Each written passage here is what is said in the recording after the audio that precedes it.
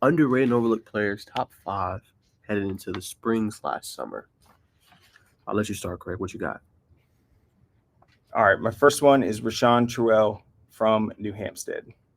Quarterback was fantastic last year, a multi-year starter, one of the best athletes anywhere in the state. Did his thing in basketball also. I think he is one of the best competitors we have in the state. He refuses to quit in the game, refuses to lose. He's a true leader. We had his coach Kyle Hockman on the show last week.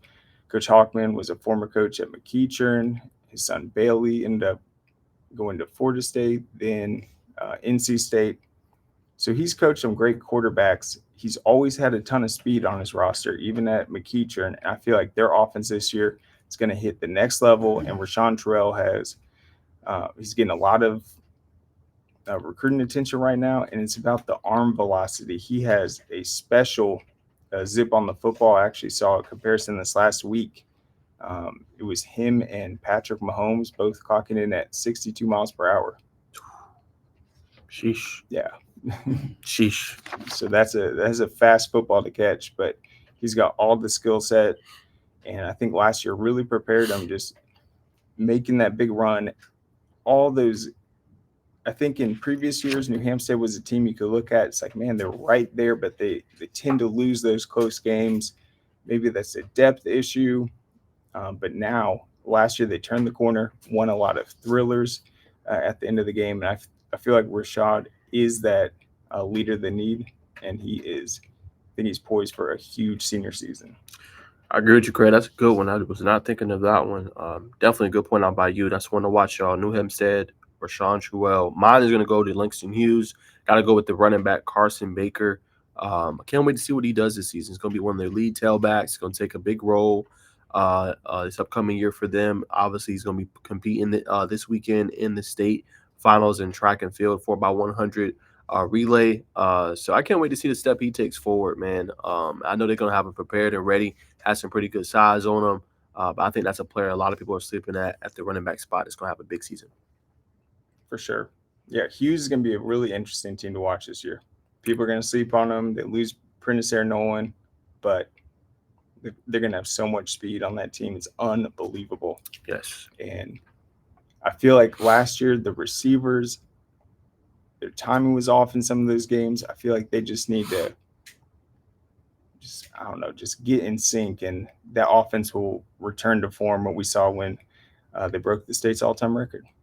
Exactly. So here's a name, my next guy that I feel like you're going to agree with me, Jude Cascon, 100% this Yes. year. Yes. That's such a good He's name. not he's not necessarily underrated. He's been in the name, or he's been kind of household name around these recruiting circles, but if you look at him, he went from Marist his freshman year. It's a team that does not pass the ball much. He is a heck of a blocker. Last year, he was under the wing in this new Walton system. You had Hunter Teal, Jeremy Hecklinski's safety blanket. You had Jude coming in, having clutch catches, but also playing a role defensively. I feel like this year we're going to see him get the ball a lot more. He's going to fit into that invaluable tight end role that we'll have a new offensive coordinator. I think the thing with him this year is exactly what you said last week, yards after catch. If he has great hands, he's physical, he can block, but if he can start breaking tackles, having these big plays, he's going to be a complete tight end prospect that will just rise in the ranks and be a very clutch player for Walton. I don't disagree. I mean, obviously, we talked about it a couple of weeks ago on the show with obviously bringing in Christian Ward, Alexander Ward, but he's going to be, as you've been saying, correct, the focal point of the offense. So that yak yard is going to be key next year, especially when, they try to take away the deep threat that Christian is. They're going to need a guy, as you said, that safety blanket across the middle of the field that can get yards and be able to catch those intermediate routes and things. So I 100% agree, Craig. That's such a good point out. I still think he's kind of underrated to a degree. And I think he's gonna blow up. You know what I'm saying? I've been saying that. I told him that. I told his dad that. I just, I think he's on the right track. And when he has a bigger role, I think he's gonna shine. 100%. Yep. I said last year, if he was still on Maris' team, I felt like they would have made the state title. They were a couple plays away from winning that Thomas County Central game if they could just convert on third downs, but they didn't have the receiver that could get open or that target. I think he's going to have a big year and definitely take that next step. My next guy, he will be appearing for a team that won the state title last year. They'll be in one of the toughest regions anywhere in the state, and that's Gordon from Perry. You look last year, heading into that Stockbridge matchup, he was pretty close to those Jaden Duke Scott numbers.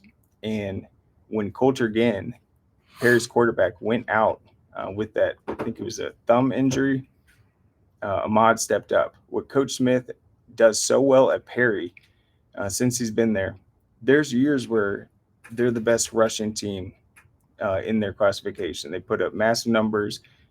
They'll put up 270 on the ground per game. Well, then in other seasons, when they have an elusive quarterback, sometimes even a dual threat, you'll see them take advantage of that. Last year, Coulter was more of a pocket passer, so that was one of the best passing teams they've had. Well, this year, they return Ahmad. He can do it all out of the backfield and catch. He's going to be able to spark the home run plays out of the backfield. I feel like he's just going to have an insane season. It will be tough in that region, but it's coming off a year where he had over 2,000 yards, over 30 touchdowns. I like your pick so far, Craig. You getting on some real slept-on guys. You know what I'm saying? Ahmad Gordon. Yes. Stay note to him, man. I mean, he can absolutely ball. And as Craig said, not a lot of people talk about him. And I think he's going to be in store for a big season as well. My next two, I got to go receiver Grayson. We got to see him earlier or last year when they played against Archer, but now he's at Grayson, Craig, and that is Jonathan Stafford. I think he's in store for a huge season. I know they are loaded at receiver with him, Aiden Taylor, Alexander Sanchez. I know they got dogs at receiver, but I think he's just going to be able to take that offense to another level this year. I know they're going to have Travis Burgess at the quarterback, but I think him in that offense with that offensive coordinator, they got Keith Beresfield. I think it is going to reach new heights with him, and I think that offense is going to be one tough team to stop. So that's my next one. Another one is from local around here, close to us, and that's going to be Centennial's quarterback, Hunter Campbell. Also very high on him. I think this upcoming season, I heard he's grown as well, gotten a little bit taller. He's gotten sharper with his throws as well. And I think he's going to have a better season for Centennial, just depending if they can put it together defensively and get the stops. But I think they're going to be in store for at least, correct, 27-plus points per game this season just with him at the helm. And I think they're going to have a big year. That's a good one. Yeah, Centennial will be interesting. They've had a lot of coaching changes, but I do think they have a chance to make a playoff run for sure. My next one, I actually had their head coach on the show last Friday. That's Heath Webb. Cal Faulkner from Lumpkin County. Last year in Class 3A, I felt like this is the team that no one talked about. They were 12-1. Everyone was focused on Calvary Day, Cedar Grove, and Savannah Christian, but they were phenomenal. He had just one interception last year. Coach Webb has coached plenty of great quarterbacks back when he was at Gainesville, Paulding County. I think he was at maybe even Milton back in the day. But Cal Faulkner, just watch out for him. I think Lumpkin County, they have a very favorable region. Last year was their first ever undefeated season. They returned all those pieces, and I think he'll be one of the best QBs in the state. Don't disagree about that. Go check that interview. I actually watched it as well, and he talked, very highly of Cal Faulkner, and I agree with Craig. I think he's going to be one that surprised a lot of folks. Just has one of those statistically great seasons next year out of Lumpkin County. So check him out. My next one's going to be running back from Commerce. That's Jaden Daniels. I know he plays in Class A Division II, but had a stellar year last year, of course, for over 1,000+ yards, man. Year in, year out, just a guy you can depend on. Can run in between the tackles, can catch out of the backfield, can pass block very efficiently. Could just do everything that you ask him to do, and what he's been able to do for Commerce and that overtime victory, leading them and rushing and putting his all out on the table. I mean, that just says a lot about who he is as a player and as a person. So recently received the U.S. Army Bowl invite to the game in Texas in December. So the kid's special. I think he slept on a little bit. Doesn't get necessarily offers the big time Power 5, but he's still going to be good. I think he's going to be special this upcoming year and one to watch. That's a good one. All right. A lot of these names are guys that we have talked about, but Hughes, Maurice Gleaton, I think this is his year. Might be the fastest player in the entire state, and I just want to see those highlights this year. I see him. He's going to have tons of confidence in his speed, but if he can start, if their quarterback has a big enough arm and they can threaten with that deep ball, he's going to draw so much attention, open up the entire offense, and I want to see him put on the burners. No doubt. You know who the quarterback is? You just said it, but I forgot. Christian Langford. Oh, yeah. Yeah. So, yeah, they'll be good. Yeah, that'll be the quarterback. I agree with you, Craig. I think that's a good point out. What I will say to add on to your statement is I think the receivers and the timing, as you said, getting everything together, I think they're going to be a lot better at the wide receiver spot because the coach they got was formerly at Cal. I think what he's going to be able to bring Coach Brown to that wide receiver room, obviously coached up Kyle Vaca this past year and obviously Peyton Zachary. I think what he's going to be able to bring to that room, holding those guys accountable, the track record success that he's had with some of these guys, getting them to the NFL, I think is going to be special. So I agree with you 100%. I think he's going to have a breakout year as well. Yeah, no, that's a great point. So, yeah, he went from Cal to there. Yep. I think he's the Western Kentucky product, Yes. which they aired out. And then Christian Langford's very underrated. We didn't get to see him play last year. No, was that Buford? Exactly. So I think he'll be ready to go. And, yeah, if that receiver room is all on the same page, they're just going to open up that offense. And that speed by Maurice Gleaton, this guy was basically winning the 100, 200, and the 4x100 last year in state as a sophomore. So he'll do it again this year, and just wait till he puts those cleats on. That's it. It'll be a wrap. My last one is Dallas Carter, plays for Augusta Christian, plays a little receiver, got some reps at running back as well.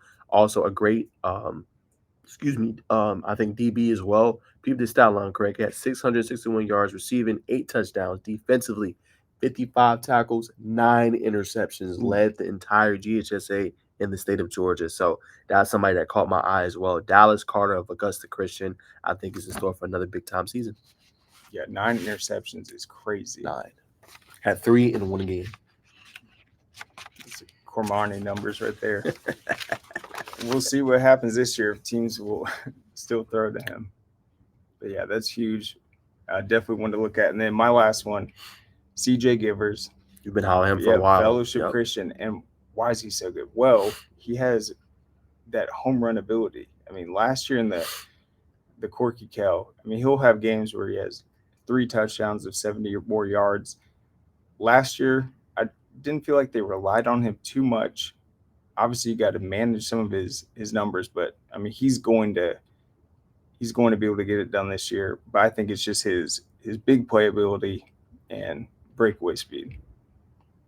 I agree. I mean, we seen it week 1, and I think it's a guy that attacked both of us, I believe, and it was like, yeah, Craig and Najeh was right on point with it, and he balled out in that game against Mount Pisgah Christian, going off, I think, close to 200 yards, if I'm not mistaken, in that game. Like all in the first half. Yeah, like all in the first half for a route. So that goes to show you, and I agree, he probably doesn't necessarily get all the love that he deserves being at a smaller school, but Fellowship Christian, as you know, Craig, has a lot of good players, him, Josh Petty, Evan Haynes. So I agree with you. I think he's going to be have another big season as well. Is he 25 or 26? He is 26, right? 26, yeah. That's what I figured. Okay. Yeah, so I agree with Craig. That's going to be a major player. I mean, he's going to just come back even better and stronger this year, and I think he's going to have another big season. Touchdown machine.